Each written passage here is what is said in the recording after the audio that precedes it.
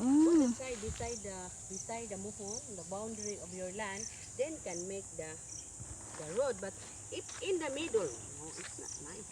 Yeah. Oh, there's a lot of trees here. Until here, I'm going up. You can go up. You can. It's okay for you to go up. Okay ra ko, ma'am. Okay lang. Taka dahil kaya makakita mo sa view sa Mm. taas. Wow. So we're going up the hill. Ayan. Yeah.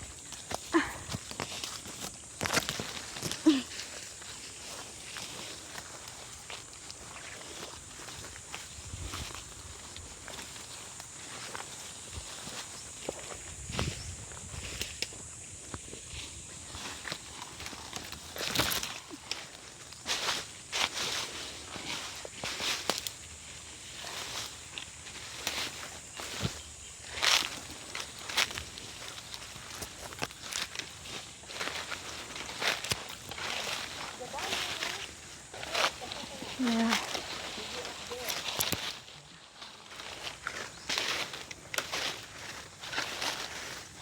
Wow.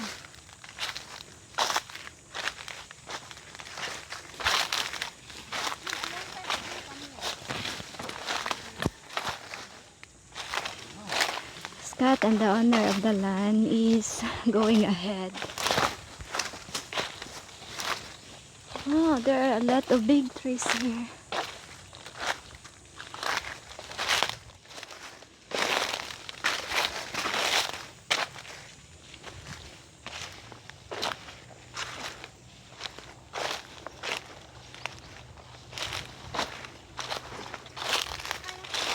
Nindot siya view, ma'am. It's nice view from here.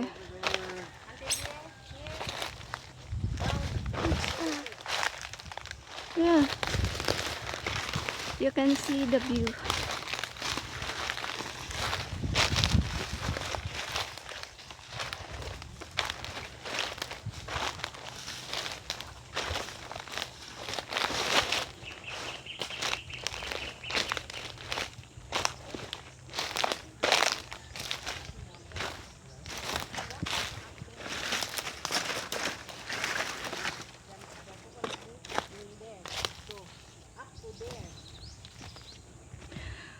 Wow.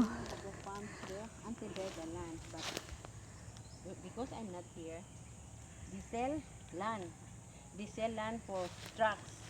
500. That's why that one become like They this. dig it.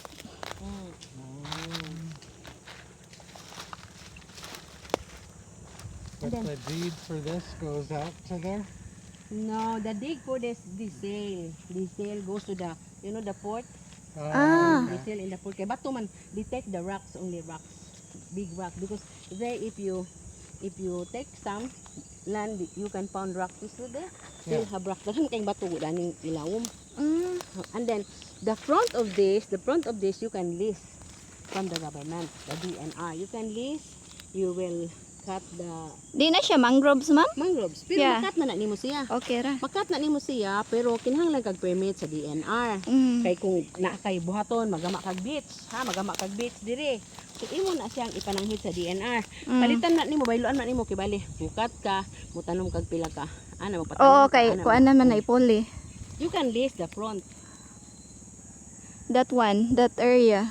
Okay. You can lease that one from the DNR. We're gonna get a permit from the DNR to allow us to take those trees, but you have to replace it in different area. Right. This is nice place. Yeah, nice. now- The house is nice here. See, there. That one is foreigner. That house is a Ah. foreigner. That's his driveway. Oh, driveway. So his driveway is on this land? No, yeah, under this land. Wow. But So you got two roads coming through on no, this land. we can close there. This road is closed already there. Oh, It's okay. closed already over there, but because that one is made already, then nobody make it, so it's like that. But it's closed there. Ah. Okay. But you're gonna lose that little Yeah. bit over there because of the road. Okay. That's why that one I mean to them. If you make the barangay road, that one you pass by beside the mohon, the boundaries. You can pass there, you take our land, then you take Yeah. from another land. So Para matunga, the same, ma'am, no? mm. Half and half. Kaysa inyo halang kuan. Alkansi mo, ma'am. Alkansi man. Okay. But this one is not a barangay road. No, no. Not So that is This imuhana, one- ma'am, no? This one they're asking me, this one if I agreed, if this one will be barangay road. Because Yeah. this one you will not pass by over there. You just go straight, and then you are in Santo Niño, I think. Another Niño. barangay. Yeah, I Mm. know Santo Niño. Santo Niño, you will come out in Santo Niño.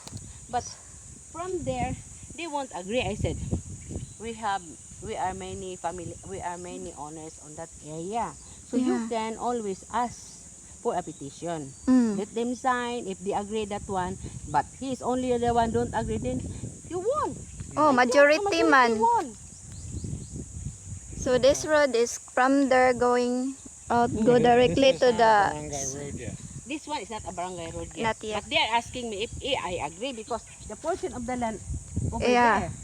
But I said it's okay for me. Yeah. Okay. Because for me, it's okay to be a barangay road, then accessible Mm. to come here. Then if this is not barangay road, then Not. where you get you pass Where you by? go? Oh. Yeah. Difficult. This one is accessible. So what do you do on the deed for access to the property? The barangay road must be donated for them or they will pay. Ah. They will pay. Like the one our land in San No, I Jose. mean, if I bought this, what guarantees me access to the property? Access for the property. This one you can access on this one, and then you will. But it's not a barangay road, so the people that own down there can close it off and can say, close. silly Yeah. foreigner, pay me 2 million pesos if you want to use the road. That's happened to some friends of mine. I know. It's always happen like that. But Yeah. but this one, because I asked already there, the one they closed it because of the COVID virus. Yeah. Because there is the post over there, Right. then the young kids cannot Go out. pass by there because they don't have the quarantine pass. So Right. they use this area to pass by always. That's why they close there. That side. Ah. Okay. For now, just for now. For they now, close that for the one. quarantine. Nindot, ma'am. Ay. Okay, but this Ocean has a view. deed, right? Not a tax declaration. Or Title ni siya, ma'am, no? Dili ni siya title, tax declaration. Tax ni deed siya. only. Tax declaration only, but But, you will pay. Maybe you pay the half, and then the half you pay if it is already transferred from your name. okay. That's the agreement is like that. If you want to buy this one, you pay half, and then the half if it is finished already transferred to your name. Yeah. Okay. For final. But you must go to assessor's office in the municipal. Mm. Then talk to the municipal assessor that you are going to buy this one. The agreement is this one, and then goes to the lawyer Yeah. to be fair. So transfer it within 2 months. Within 2 months, because easy to transfer if you have the owner's certificate Yeah. than a tax declaration, because tax declaration needs 4 months to transfer. Yeah. Because from here you must go for measuring the land. Afterwards, Yeah, surveying, ma'am, no? The let survey. the neighbor Land sign surveying. it, and then after bring to Cebu, and after bring to DNR in Tagbilaran, Tagbilaran, Cebu. after bring DNR in Cebu Cebu. DNR for the provincial.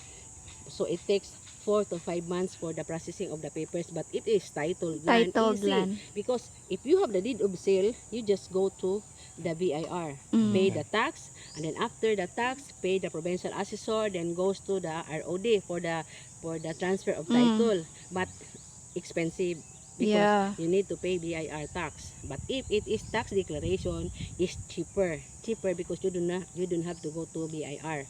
Just only to present your paper in DNR, and then after they come here and check that this is true, that you are the owner, and let the neighbor sign it, then easy for you, and small money, maybe 500 only you spend. Yeah. But it takes quite long. Okay. 4 to 5 months of processing. Yeah. Okay, so we would do that and not the lawyer? In the lawyer. In the lawyer. For the debt, we sell the For lawyer. the legal. Contract to sell. Contract to sell.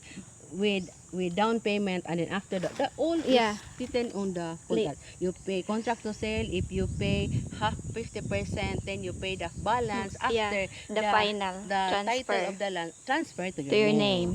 It's like okay, that. okay. Because Say if you 50 buy, down. they will get your money, and then you must ask, "Hoy, where is my papers?" Yeah. Not yet, not Yeah. yet. Ito mo, Until ingon. the time that you are get mad, you're keeping on asking to them, but they don't transfer it because they will let you transfer. Right. It's It's like nice. There's lisod kaayo ng iyong anak. Lisod Pagpalit sa yun, iyong ma'am. kinahanglan. Today, if you want buy, must be 50% down Down. payment, 50% after Final. you receive the papers that you own it. Yeah. If you buy 50% and then after they won't transfer, Alkansi ang kuan ma'am no. Luoy. Okay. So what about access again? this one, the access, we Yeah. will go to the barangay. We will go Okay. to the barangay, ask the barangay about the situation. We will pass by barangay now. Okay. Yeah. And how much property was here? Pila ni ka square meter ma'am? Oh, this one is almost. I didn't see the paper. I must look at papers and then Okay. count because this one is two owner, one owner here and one owner here. So Ah. I compute. How much the total? Okay. There's a lot of trees. And do you own this or?